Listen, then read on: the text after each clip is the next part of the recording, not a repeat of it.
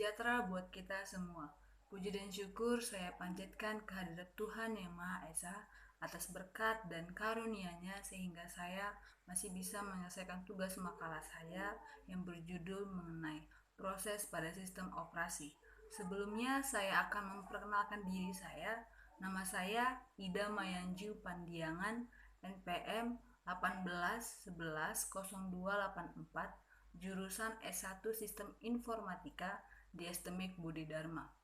Tujuan makalah kali ini yaitu merancang sistem operasi serta dapat memodifikasi sistem yang telah ada sesuai dengan kebutuhan kita agar dapat memilih alternatif sistem operasi. Selain itu juga untuk memaksimalkan penggunaan sistem operasi dan agar konsep dan teknik sistem operasi dapat diterapkan pada operasi-operasi lain. Proses sistem operasi, konsep proses, pengertian proses dalam sistem operasi.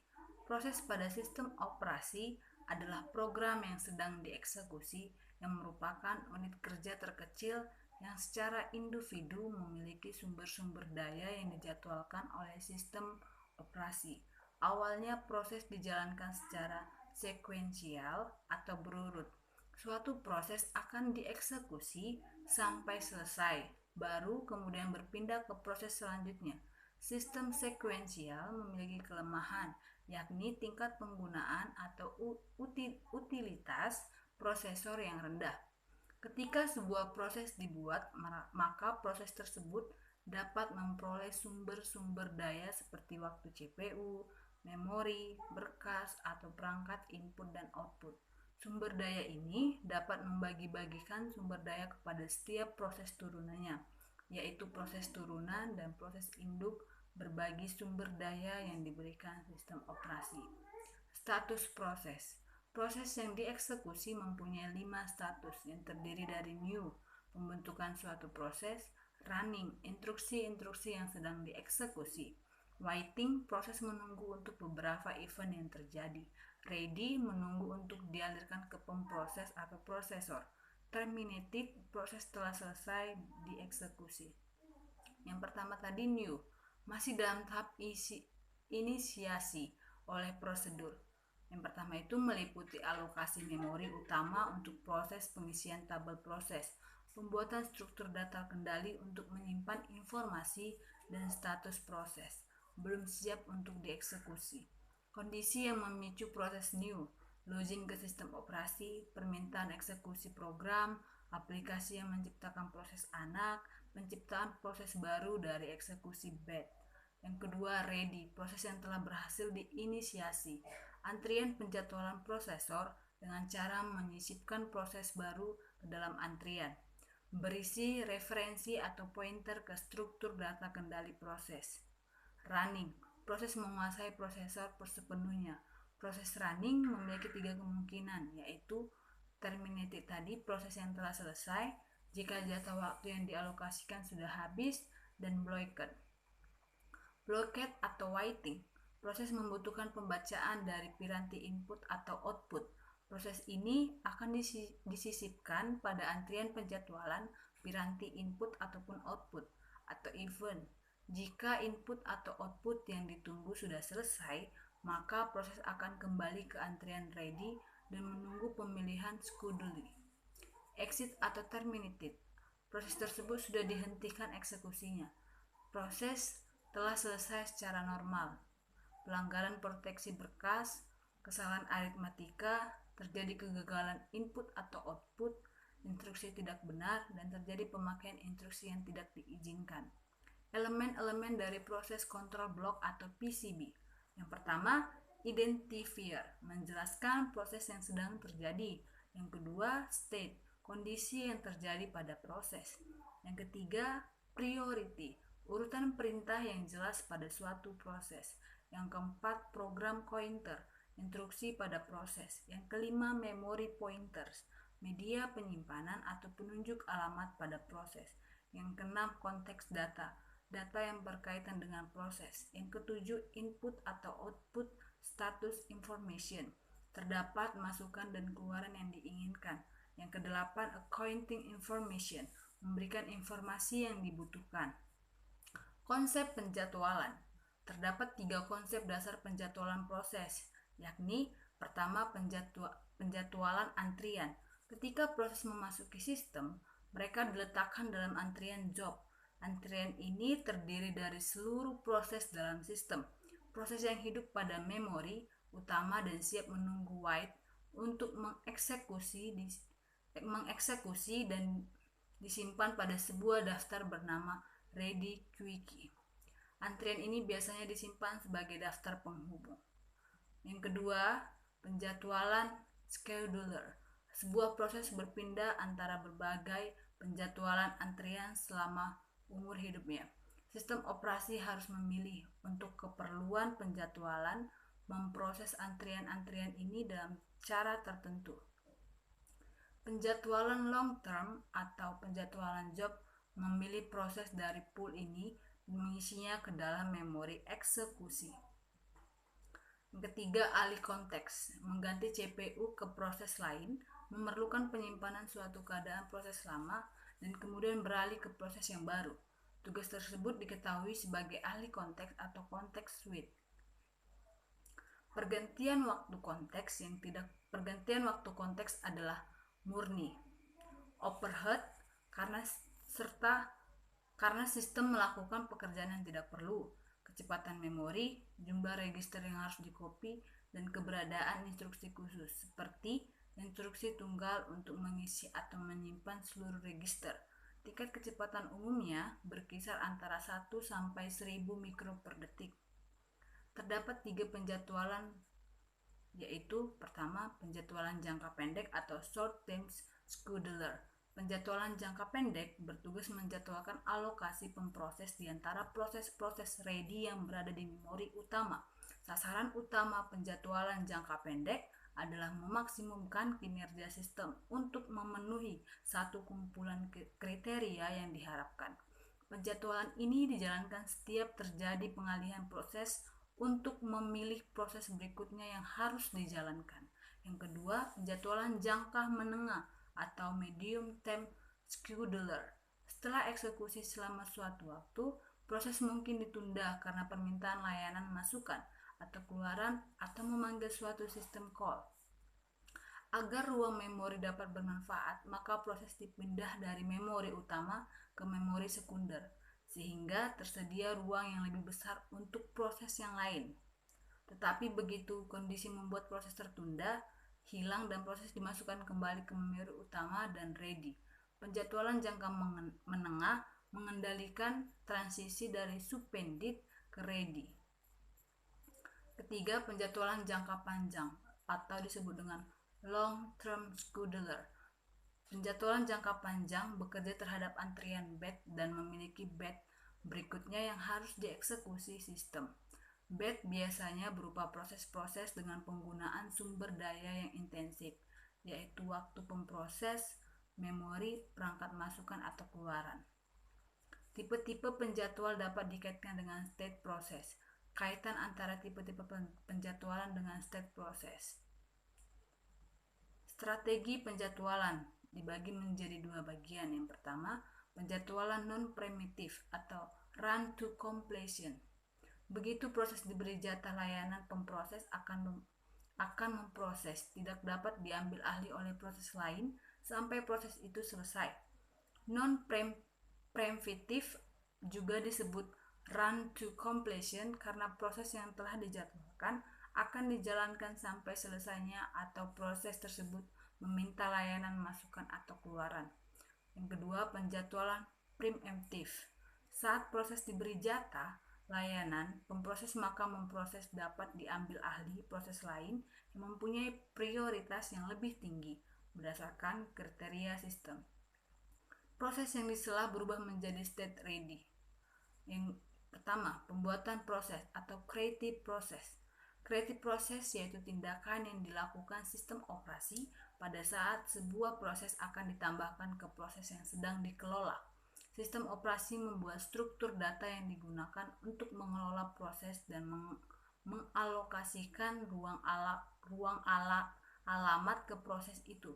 Alur pembuatannya yang pertama memberi identitas nama pada proses yang dibuat, menyisipkan proses pada list proses atau tabel proses, menentukan prioritas awal proses, membuat PCB, mengalokasikan resource awal bagi proses tersebut. Penghentian proses atau destroyed proses, yaitu tindakan yang dilakukan sistem operasi pada saat sebuah proses telah selesai dilakukan atau dihentikan. Sistem operasi penghapusan struktur data yang digunakan untuk mengelola proses dan mengalokasikan ruang alamat ke proses itu. Alur penghentian proses sebagai berikut. Suatu proses berhenti jika telah menyelesaikan pernyataan terakhir dan meminta pada sistem operasi untuk menghapusnya dan menggunakan sistem call exit. Proses mengembalikan semua data output ke parent proses melalui sistem call write. Kemudian proses dihapus dari list atau tabel sistem, dilanjutkan dengan menghapus PCB. Penghancuran atau terminasi proses. Penghancuran proses melibatkan pembebasan proses dari sistem, yaitu sumber daya yang dipakai dikembalikan. Proses dihancurkan dari senarai atau tabel sistem. PCB dihapus atau ruang memori PCB dikembalikan ke pool memori bebas.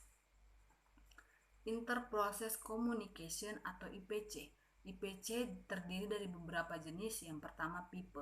Pipe merupakan komunikasi sekuensial antar proses yang saling terrelasi. Namun pipe memiliki kelemahan, yaitu hanya bisa digunakan untuk komunikasi antar proses yang saling berhubungan dan komunikasi yang dilakukan adalah secara sekuensial.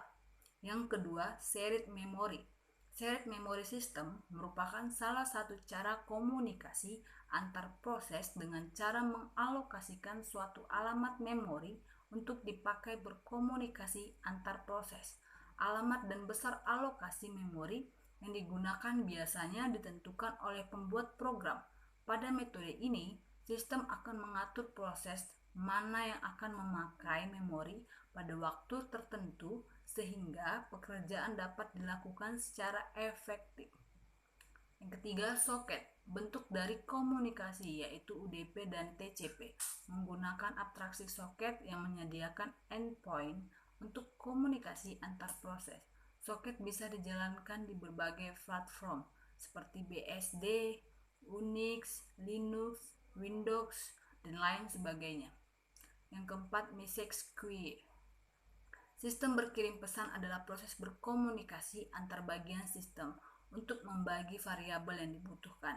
Proses ini menyediakan dua operasi, yaitu mengirim pesan dan menerima pesan, karena dapat diimplementasikan dalam banyak hal seperti pembagian memori, pembagian bus, dan melaksanakan proses yang membutuhkan pengerjaan bersama antara beberapa bagian sistem operasi. Terdapat dua macam cara berkomunikasi, yaitu satu, komunikasi langsung. Setiap proses yang ingin berkomunikasi harus memiliki nama yang bersifat eksplisit, baik penerimaan atau pengirim dari komunikasi tersebut. Yang kedua, sebuah jaringan komunikasi. Pada bahasan ini memiliki beberapa sifat, yaitu sebuah jaringan yang didirikan secara otomatis di antara setiap pasang dari proses yang ingin dikomunikasikan. Proses tersebut harus mengetahui identitas dari semua yang ingin dikomunikasikan. Sebuah jaringan adalah terdiri dari penggabungan dua proses. Di antara setiap pesan dari proses tersebut tepat di sebuah jaringan. Yang kedua, komunikasi tidak langsung. Dengan komunikasi tidak langsung, pesan akan dikirimkan pada dan diterima dari melalui mailbox atau kotak surat atau terminal-terminal. Sebuah mailbox dapat dilihat secara abstrak sebagai sebuah objek di dalam setiap pesan yang dapat ditempatkan dari proses dan dari setiap pesan yang biasa dipindahkan. Setiap kotak surat memiliki sebuah identifikasi atau identitas yang unik. Sebuah proses dapat berkomunikasi dengan beberapa proses lain melalui sebuah nomor dari mailbox yang berbeda. Dua proses dapat saling berkomunikasi apabila kedua proses tersebut sharing mailbox. Soket adalah mekanisme komunikasi yang memungkinkan terjadinya pertukaran data antar program atau proses baik dalam satu mesin maupun antar mesin. Gaya pemrograman soket sendiri berawal dari sistem Unix BSD yang terkenal dengan kepopulerannya pada bidang penanganan jaringan di sistem Unix BSD versi 42 tahun 1983. Keunggulan dari penggunaan soket adalah kita dapat melakukan komunikasi antar proses atau program melalui jaringan berbasis TCP atau IP. Tentunya, bahkan dengan program lain yang berjalan dengan platform non-Unix seperti Microsoft Windows, sepanjang program tersebut berbicara dalam protokol transfer yang sama. Fasilitas-fasilitas yang disediakan oleh mesin Unix. Ada dua golongan soket Unix yang paling umum dipakai, yaitu soket lokal yang melakukan komunikasi dengan perantaraan sebuah file yang biasanya diletakkan pada direktori, TMT atau USR.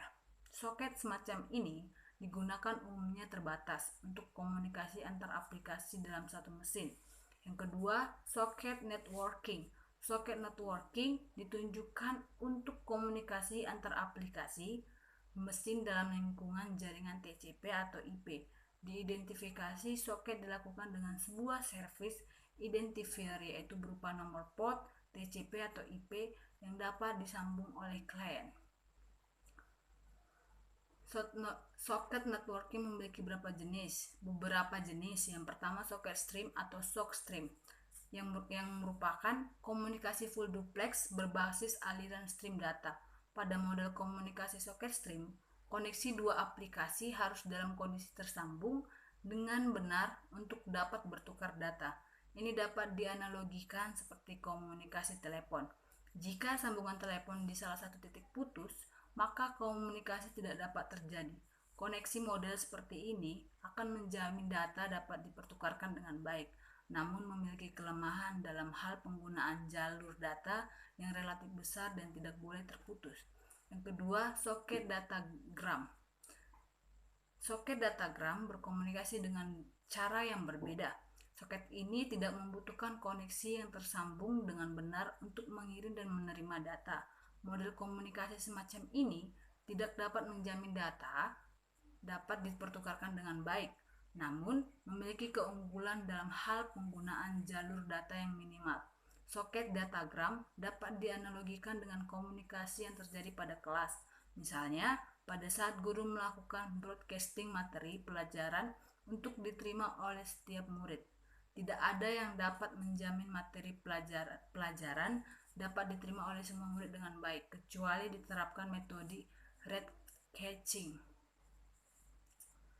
Remote Procedure Call atau RMC adalah sebuah metode yang memungkinkan kita untuk mengakses sebuah prosedur yang berbeda di komputer lain. Untuk dapat melakukan ini, sebuah server harus menyediakan layanan RPC. RPC mengasumsikan keberadaan dari low-level protokol transportasi seperti TCP atau UDP untuk membawa pesan data dalam komunikasi suatu program. Cara kerja dari RPC ialah server membuka soket, lalu menunggu klien untuk meminta prosedur yang disediakan oleh server. Bila klien tidak tahu harus menghubungi port yang mana, klien bisa merequest kepada sebuah matchmaker pada sebuah RPC port yang tetap. Matchmaker akan memberikan port apa yang digunakan oleh prosedur yang diminta klien. Kelebihan dari RPC relatif mudah digunakan. Pemanggilan remote prosedur tidak jauh berbeda dibandingkan pemanggilan lokal prosedur, sehingga pemrogram dapat berkonsentrasi pada software logic. Tidak perlu memikirkan low level detail seperti soket, marshalling, dan unmarshalling. Yang kedua, robot sempurna. Sejak tahun 1980-an, RPC telah digunakan dalam pengembangan mission critical application yang memerlukan scalability, fault tolerance, reliability. Kekurangan RPC. Yang pertama, tidak fleksibel terhadap perubahan, static relationship between client dan server at runtime. Berdasarkan prosedural atau structured, programming yang sudah ketinggalan zaman dibandingkan OOP. Kekurangannya, location transparency, misalnya pemrograman hanya boleh melakukan paste by play, bukan paste by referensi. Contoh kasus RPC yang sering kita jumpai yakni terdapat pada jasa pengeprintan di rental pengetikan yang di dalamnya terdapat satu komputer server, beberapa komputer client, dan sebuah printer hanya terhubung dengan server. User dari komputer client tidak mencetak data dari komputernya. Biasanya, user memindah data dengan bantuan divisi eksternal seperti disket, flash disk, hard disk, atau CD-ROM. Namun dengan RPC hal tersebut akan menjadi lebih efisien. Solusinya, dengan RPC, untuk mencetak data dari komputer client mengirim pesan cetak kepada komputer server. Kemudian, komputer server menerima perintah tersebut dan kemudian menjalankan perintah mencetak data. Setelah itu, server mengirimkan pesan pada client berupa informasi file telah dicetak. Demikianlah makalah saya kali ini. Jika ada kekurangan, saya mohon maaf. Saya ucapkan terima kasih. Selamat